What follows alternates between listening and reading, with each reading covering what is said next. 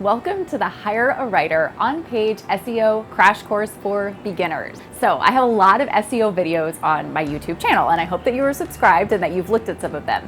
This is actually going to be more of a 30,000-foot view. What is on-page SEO? How in the world do you wrap your mind around the different tasks and skills and tactics? And then how do you actually deploy on-page SEO strategies that work? I have to give credit where credit is due. Most of this course material was developed by Alex Lindley, who is the Hire a Writer on-page SEO expert. If you want to see the blog version of this, you can head to the blog, which I'll link in the caption below. Because I want you to emerge from this mini course with an actual understanding of what we're talking about when we say SEO, I want to make a quick distinction. This is an on-page SEO course, meaning it is different than off-page SEO, technical SEO, and local SEO. Yes, there's more than one kind of SEO. In this video, we are largely going to address on-page aspects, although a lot of on-page practices will overlap with some technical tasks. So that's a clarification that will help you talk about SEO in an intelligent way and understand that this course is mainly aimed at on-page practices. Google reads, understands, and indexes billions of websites. It does this with a proprietary algorithm. Now, nobody really knows what the Google algorithm does or is or how exactly it functions. What we do know is that it regularly changes, and we call those Google algo updates in the SEO world and keep track of what does change. We also know that the Google algorithm has gotten a lot smarter. It used to be basically illiterate, meaning that people could keyword stuff or use black hat SEO practices to list 100 keywords, 100 like repeated versions of a keyword at the bottom of a website, and that would make it rank number one. The algorithm is much smarter now, which means that on-page SEO practices have gotten a lot more complex. This is great news for businesses who already offer high-value industry-best content. If you don't, it is problematic for you. So the good news is that the Google algorithm is smarter, good content will win and rank higher. Problem is, it's not always just writing good content that's going to get you the rank you want. On-page SEO is all about writing content based on keywords. Now, keywords are often called target keywords. These are the goal. These are the things that you want your website to rank for. There are many kinds of keywords and phrases, and as you can imagine, most websites are not going to rank for the word plumber, right? So we use things like long tail keywords. Long tail keywords are just phrases that include relevant searches, okay? So these are the things that people are most commonly searching for that you want to rank for, and they're phrase-based. So you have target keywords and you have long tail keywords, which are phrases. Those are kind of the bread and butter of any SEO strategy. The next important element, very much related to keywords, are called latent semantic indexing. Say that 10 times fast, or LSIs. So LSIs is simply a fancy way of saying related terms. So for instance, if you want to rank your website for the word coffee, you're going to use a lot of words that in the human language we relate to the word coffee, like cold brew and mug and latte. These are LSIs, and what they do is they lend authority and strengthen the signal of the keyword use to let Google know this is what this body of content is about. You determine which keywords to use based on a lot of factors. Analyzing the keywords themselves is actually one exercise, and I have a whole video on it, but it talks a lot about measuring keywords for their value in terms of search volume, keyword difficulty. All of these metrics are kind of inherent in SEO tools, which we'll talk about more in a second. But once you've kind of picked the topic cluster and the group of keywords that you want your website to rank for, you need to go through a further layer of analysis if it's going to be really effective on-page SEO content, and that comes down to search intent. So you may think that you want your website to rank for coffee, but if you are a local fair trade, cold brew specialized coffee shop, then there's a lot more nuance that's going to come down to it, because the average person searching for coffee on the internet may be looking to buy Starbucks only or in bulk. So you need to kind of, and this is where like the practice of on-page SEO overlaps a lot with your marketing exercises and your customer persona development, because you need to understand how do the people who are searching for your business and who are most likely to find you talk. What kind of searches do they use? And what kind of searches are going to indicate the highest level intent to purchase from your site? So this actually takes your kind of keyword, your gold standard keyword list of everything you want to rank for, and it whittles it down a little bit to ensure that you are going to yield results. So when people land on your page after having searched for that, they came to the right place and they're ready to buy. So it's easy to kind of get in this exercise with on-page SEO of observing keywords with blinders on. So you begin to look for the keywords that you want to rank for, you optimize them based on search intent, whittle your list down. One thing I always urge people to do is step back and look at the SERP, S-E-R-P, Search Engine Results page. Literally type in the keyword or phrase that you want to rank for and then see who's ranking for it. Does it make sense for you to also rank for it first? And then second of all, do you even have a chance? Are you like trying to compete with Amazon and Indeed and Wikipedia and like all these major players who have a ton of capacity to create massive quantities of content? Those are things that you are unlikely to rank for. So using that SERP analysis is a really important stage in the keyword selection process, because you don't want to just write and create a whole bunch of content that is going to be for keywords you have no chance of ranking for. And volume and difficulty don't always give you that insight. SERP is a really important step too. And then a word about ranking factors.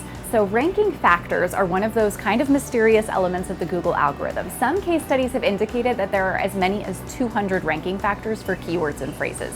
This means that there are a lot of opportunities and there are a lot of complexities to your keyword selection process.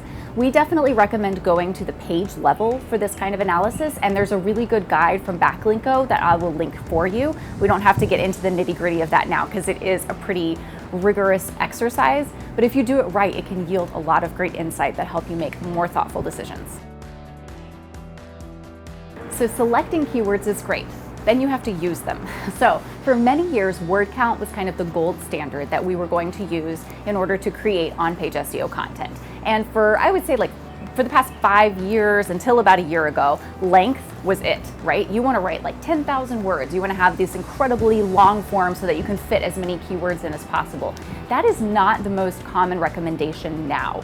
Because of new research on things like ranking factors, experts in on-page SEO would more commonly now recommend that you focus on answering user queries. So we're talking quality over quantity. Now, that doesn't mean that you should write like 300-word blogs. That's probably not going to be sufficient. But it does mean that it's about answering user questions. It's about addressing real problems, about covering topics at the level they merit coverage, right? So the amount that you're going to blog about 10 ways to unclog your toilet is going to be very different than you're going to blog about how to conduct competitive analysis in pharmaceuticals, right? There's just going to be, there's just a certain level of attention that certain topics require, and that coverage is going to dictate your word count more than just a straight up SERP analysis. So instead of just going, yes, do your SERP analysis, but don't necessarily go to the top 5 and say, all right, they all had 8,000 words or more on something very simple, so I should do the same thing. Take into account users.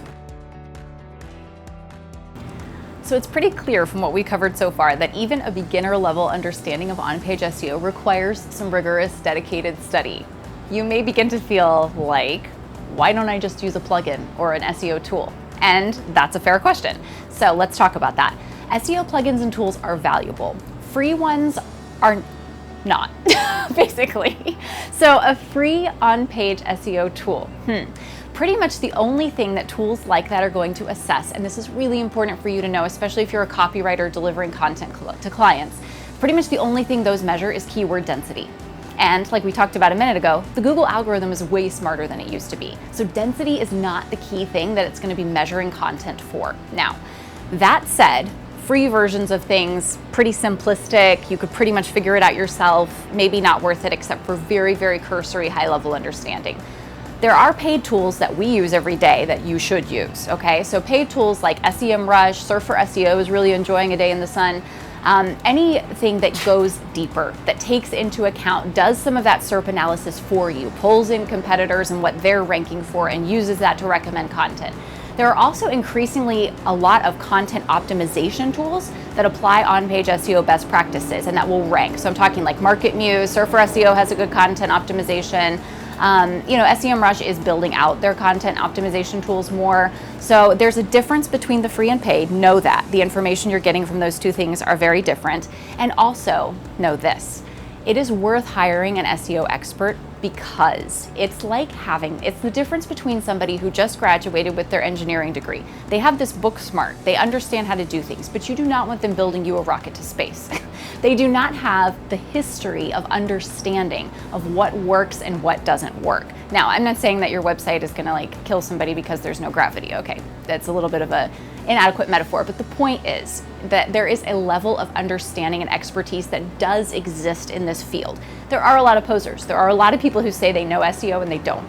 People who do will be able to thoughtfully analyze, will be able to perform competitive analysis, and will be able to provide optimized content that actually performs, that actually yields results. So if you get caught up kind of in this world, you have to be really, really crystal clear about the tools you use, how effective they actually are, and actually growing your understanding and knowledge of what this means and what works. The next area of skill that you need to develop if you're going to be able to do on-page SEO is linking. Linking is super important, and it does have a little bit to do with keywords, but is more about understanding how this individual web page interacts with the rest of pages on a site, and then understanding how that web page interacts with the rest of the internet, okay?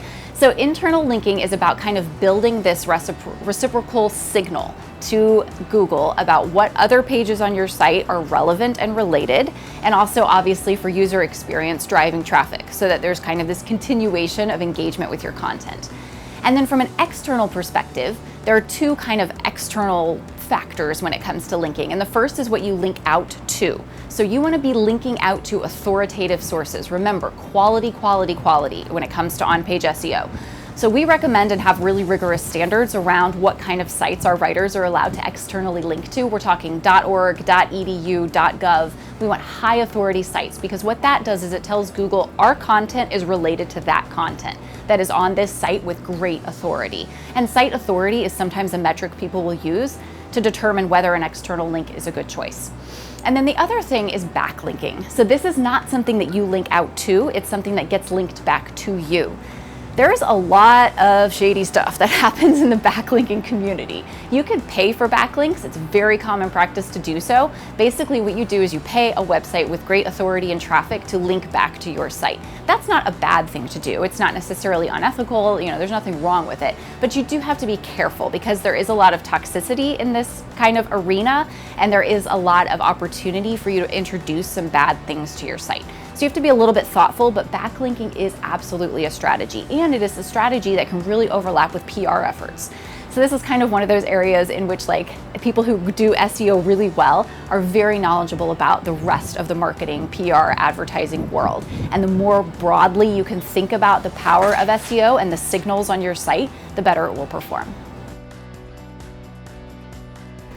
The silo content for a site is going to be set up as parent pages. And for most businesses, this is a pretty easy decision. It's going to be the basic things that you do or the basic topics that you cover. Underneath those are going to be child pages, and those are related topics or subtopics that you cover. The structure of this is going to indicate to Google and strengthen the signal of your authority on a specific topic area. A lot of times, topic clusters are the way in which people approach on-page SEO in a systematic way. So the importance of understanding that URL structure will also determine the kind of content you create for both of those types of pages. The URL conversation segues nicely into how you set up metadata and URL slugs. So URL slugs do have best practices associated with on-page SEO. For instance, the URL should contain an exact match of your H1. This is your highest priority keyword or key phrase that you want on the site. A URL should not include things like but or and or filler words. It should be very clearly associated and directly matched to the H1 of your page.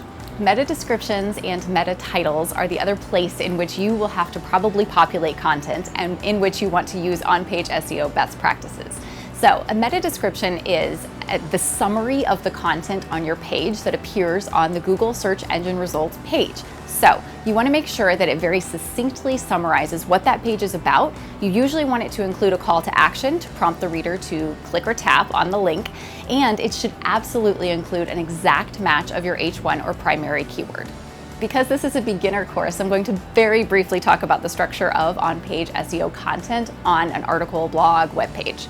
Essentially, you have H1s. Header tags tell Google this is the most important content on the page. So all of your well-researched keywords and phrases need to be organized, H1 being the most priority, right? This is the most important keyword, your MVP for that page, the one that you want to rank for the most. It's the one that we've already discussed, matches the URL, and is in the meta description. So the H1 is highly important, and you need to make sure that as you work in loading content onto a site, that you don't end up using decorative tags, decorative header tags. Some site templates will be set up that way, and that is wrong. You want to make sure that they're very clearly marked, and there's only one H1 for every single page. And then you have H2s and H3s. You can go all the way down to like H8 or something, but it's very rare to do so. So typically you're going to have H1 be your most, your MVP, the main keyword you want to rank for, and then you've got your H2s, and they need to be in order. This isn't a web accessibility issue, and it's also just something that helps you put through the narrative flow, emphasizing the right keywords as you write your copy. So you have your H1, H2, H3. They need to be nested that way, and then if you're going to start over, do your H2 again. Never start over with an H1. This should all be pretty straightforward, and I have additional videos to teach you how to write on-page SEO content to make sure that you follow those standards. A last point of consideration to be sure that you fully understand all the aspects of on-page SEO copywriting is images, believe it or not. So you may not be a graphic designer, you may not like images, you may not use them very much, but images are important, and they are attached to an SEO-rich opportunity, which is alt tags. Alt tags help people with low vision or vision issues, or even who are blind, who are using screen readers, interpret what an image is. So it needs to adequately describe it, and you can use this opportunity for descriptive text to include keywords that match that area of the content. So for instance, if you have an H1 and you have a cover hero image, you can use the alt tag to reflect what that H1 is in the description of the image. In on-page SEO, content will always be king. As the Google algorithm gets smarter, we have to get smarter too. The good news is the algorithm exists to prioritize content and deliver the most relevant results to people searching for things online. This means that good content, well-written content, will already be way ahead of the game because it already meets a lot of the criteria of things that should rank well on Google. If you need more help, I have plenty of videos for more SEO tips, and if you'd like to reach out to hire a writer for help with on-page SEO, either an audit or optimizing content on your site, you can email us.